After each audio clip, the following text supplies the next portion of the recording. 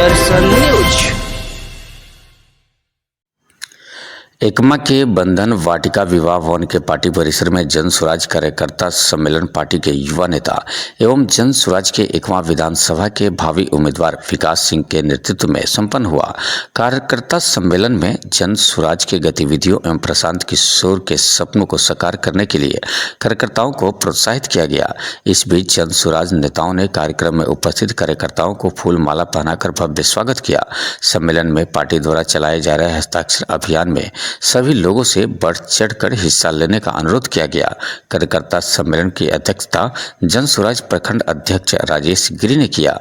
उद्घाटन जिला अध्यक्ष बच्चा प्रसाद राय तथा संचालन अनुमंडल संयोजक रमेश गिरी ने किया। मौके पर जन स्वराज युवा नेता एवं एकमा विधानसभा के संभावित उम्मीदवार विकास सिंह, जिला उपाध्यक्ष संतोष कुमार सिंह, रामनाथ माझी, ललित तिवारी, जिला महासचिव श्रवण महतो, ब्रजेंद्र कुमार सिंह उर्फ मुन्ना भवानी, रजा अहमद खान, प्रखंड महिला अध्यक्ष बेबी देवी, सत्येंद्र सिंह, प्रभात सिंह, संदीप सिंह, उमेश सिंह सहित सैकड़ों जन स्वराज कार्यकर्ता उपस्थित थे।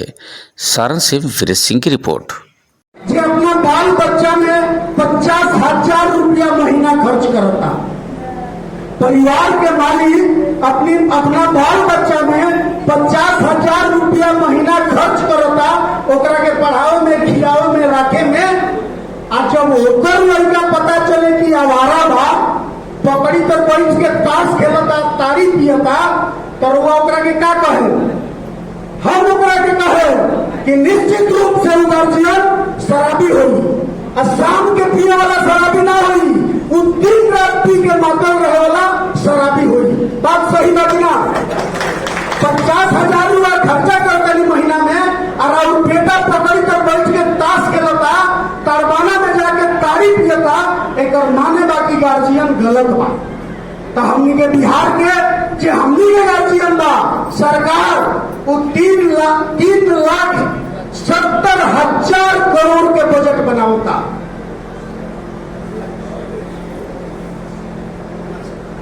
3,70,000 करोड़ के अभी बजट पेश भइल बा। नयका सत्र में वो बजट के रुपया के कर हो, वो रुपया राउर हमार हो। आपका जो ये कार्यक्रम था, कार्यकर्ता सम्मेलन, उसको लेकर क्या कहें? देखिए, आज एकमा विधानसभा के जो एकमा प्रखंड के कार्यकर्ताओं का हमारा जन स्वराज की तरफ से कार्यकर्ता सम्मेलन आयोजित हुआ था। तो राजेश गिरी हमारे जो प्रखंड अध्यक्ष के नेतृत्व में हुआ और हम लोग जितने एकमा प्रखंड के जो जन स्वराजी साथी हैं सबको बुला के हम लोग जो किसान जी की बात है, जो हमारे जो साथी लोग हैं उनको हमारे नेतागण जो जिला से और बाकी प्रदेश से जो नेता आए थे उनके द्वारा बताया गया कि इस आंदोलन जो जन स्वराज की पदयात्रा है, जन स्वराज की जो बातें हैं उनको आप लोग एज ए प्रशांत बन के लोगों के बीच, देखिए जन स्वराज का जो मुद्दा है वो लगभग हर किसी के पास पहुंचा हुआ, बट उनके पास पहुंच के एज ए प्रशांत बन के, एज ए विकास बन के उस बात को लोगों तक पहुंचाने का काम लोग करें। और आगामी जो अभी बहुत सारे कार्यक्रम होने वाले, प्रशांत जी अभी बिहार की पदयात्रा पर दोबारा अपने जयप्रकाश जी की धरती से शताब्दी से दोबारा पदयात्रा चालू करेंगे। 20 मई को उनका कार्यक्रम है शताब्दी से, तो उन और बाकी जो भी आगे कार्यक्रम रहेंगे उस कार्यक्रम के बारे में विस्तृत में चर्चा होगी। सर 11 मई से आपका हस्ताक्षर अभियान चलेगा, इस पर आपको क्या कहना है? देखिए, बिहार में जो मुद्दा है, जो नीतीश जी ने जनगणना, नीतीश जी की सरकार उस टाइम भी थे सरकार में, जनगणना हुआ उसमें कुछ मुद्दे थे जिस मुद्दे पे सरकार ने कहा कि हम जनगणना कराने का रीजन क्या है? रीजन है कि हम जनगणना हमारे पास हो जाएगा तो अधिक पिछड़ा जो कौन शिक्षित है, कौन अशिक्षित है और उन लोगों को क्या सुविधा देनी है। तो उनके तरफ से एक हुआ था कि जो भूमिहीन है उनको 3 डिसमिल जमीन देना, जो कमजोर लोग हैं उनको 2 लाख रुपए तक का लोन देने का। तो हम लोग सरकार से यही कहना चाहते हैं कि जो आपने जनगणना के माध्यम से जो आपके पास डाटा है और जो भूमिहीन है उनको आप जमीन दीजिए। ये अगर आप नहीं करते तो हम लोग उसका एक हस्ताक्षर अभियान चलाएंगे, डीएम को देंगे, उसके बाद हम लोग को ज्ञापन देंगे और बाद में विधानसभा घेराव करेंगे। ये मुद्दा चूंकि हमारा नहीं है, मुद्दा सरकार ने अगर बोला है कि हम आपको करेंगे तो सरकार करे, हम से ही डिमांड करते हैं, यही हमारी डिमांड है। सर आपकी पार्टी 243 सीटों पर लड़ने जा रही है क्या? जी बिल्कुल, ये तो निश्चित है प्री पोल और मतलब प्री पोल अलायंस कुछ भी नहीं होने वाला है, पोस्ट पोल अलायंस भी कुछ होगा नहीं। प्रशांत जी ने बोला है कि हम लोग 243 सीटों पे मजबूती से तैयारी में है और हम लोग सरकार बनाने जा रहे हैं। हमारी सरकार इस बार बनेगी, बिहार में परिवर्तन तय हुआ है और हम लोग 243 बनेंगे, सरकार हमारी बनेगी। सर, केंद्र की जो सरकार है पहले जातीय जनगणना कराने के लिए तैयार नहीं थी, वहीं अब चुनाव को देखते हुए जातीय जनगणना करा रही है, तो क्या इससे चुनाव में उसको फायदा मिलेगा? नहीं, देखिए, फायदा सरकार अपने फायदे के लिए सोच रही है, चाहे वो केंद्र की सरकार हो या प्रदेश की सरकार हो। मेरा या हमारे जन स्वराज के लोगों का एक ही कहना है कि आप जो जनगणना कराएं, बिहार में जनगणना हुआ तो आप लोग विरोध कर रहे थे, अभी चुनाव आया तो आप जनगणना के पक्ष में आ गए। अच्छी बात है, जनगणना कराइए, हम उसके लिए एग्रीड हैं। लेकिन जनगणना के बाद क्या, आपके पास एक डाटा सेट चाहिए। वो डाटा ये चाहिए कि भाई आप करना क्या चाहते हैं। अगर आपके पास डाटा आ गया ये गरीब है या अमीर है, शिक्षित है अशिक्षित है, तो अशिक्षित को शिक्षित करने का काम करिए, जिसको बोले भूमिहीन है उसको भूमि देने का काम करिए।